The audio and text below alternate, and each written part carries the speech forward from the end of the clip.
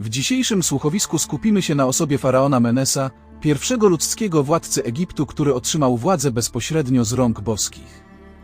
Według relacji historycznych Menes był pierwszym faraonem pierwszej dynastii, z którą rozpoczęła się znana nam historia starożytnego Egiptu. Zgodnie z mitologią pierwszy faraon został obdarzony władzą bezpośrednio przez bogów, z którymi podobno był spokrewniony. Czy była to jednak jedynie zagrywka w celu legitymizacji swojej władzy, czy może rzeczywisty zapis przeszłości? Wraz ze zjednoczeniem Górnego i Dolnego Egiptu, mieszkańcy tego regionu rozpoczęli okres wielkiego rozwoju. Stworzyli własne pismo, sztukę, wprowadzili nowatorskie metody rolnictwa oraz liczne techniki rzemieślnicze.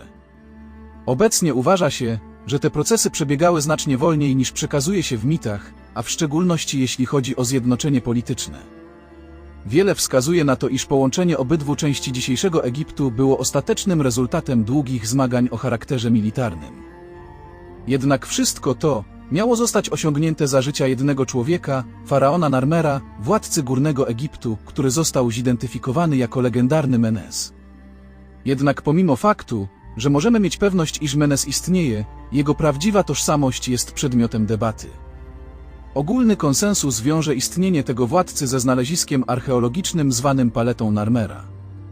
Przedstawia on walkę wyżej wymienionego faraona o zjednoczenie kraju, którą ten ostatecznie wygrywa. Zgodnie z zapiskami greckiego historyka Herodota, starożytni egipscy kapłani opowiedzieli mu historię o tym, jak Menes nakazał zmienić bieg Nilu i zbudować tamę. Oznacza to mniej więcej tyle, że blisko 3000 lat temu Menes zdołał osuszyć równinę Memfis i założyć tam stolicę Egiptu. Co może jednak sugerować jego związek z egipskimi bogami? Uważa się, że to właśnie Menes wprowadził kult bogów i jako pierwszy złożył ofiarę dla bóstw starożytnego Egiptu. Jeden z najcenniejszych dokumentów dotyczących historii Egiptu, czyli turyńska lista królów, opisuje wyraźnie genezę pojawienia się rządów pierwszych boskich, dynastii władających starożytnym Egiptem.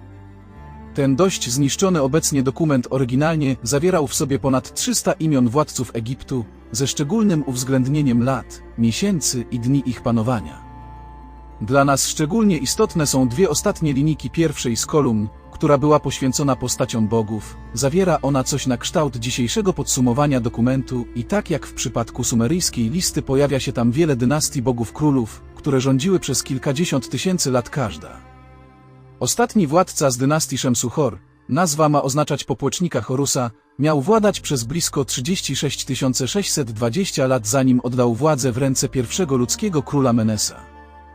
To jednak nie wszystko, ponieważ istnieje jeszcze jeden tekst do złudy przypominający sumeryjską listę królów, znany szerszym kręgom jako Kamień z Palermo.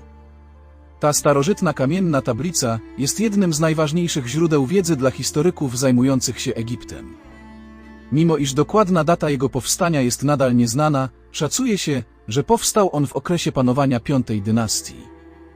Podobnie jak w przypadku turyńskiej listy, tutaj ponownie pojawiają się mityczni predynastyczni bogowie władcy starożytnego Egiptu. Warto w tym momencie wspomnieć, że do naszych czasów dotrwała jedynie połowa Wielkiej Tablicy, która oryginalnie mierzyła blisko 2 metry długości i około 60 centymetrów szerokości. Na dzień dzisiejszy tablica zawiera w sobie opisy 120 władców ze wczesnych dynastii, którzy mieli władać Egiptem w czasach, gdy w delcie Nilu nie było mowy o istnieniu jakiejkolwiek cywilizacji. Co ciekawe, wielu z tajemniczych bogów i półbogów pojawiało się również w dużo późniejszych drzewach genealogicznych rodów królewskich. Zapewne gdyby trochę pogrzebać, znalazłoby się co najmniej kilka podobnych przykładów tego typu zapisków, ale nie ma chyba potrzeby, aby ich szukać. Niezależnie od tego, ile źródeł historycznych zostanie przez nas odkopanych, nie dysponujemy wystarczającą ilością dowodów, aby dyskutować o ludziach lub innych potencjalnych istotach żyjących w Egipcie 5000 lat temu.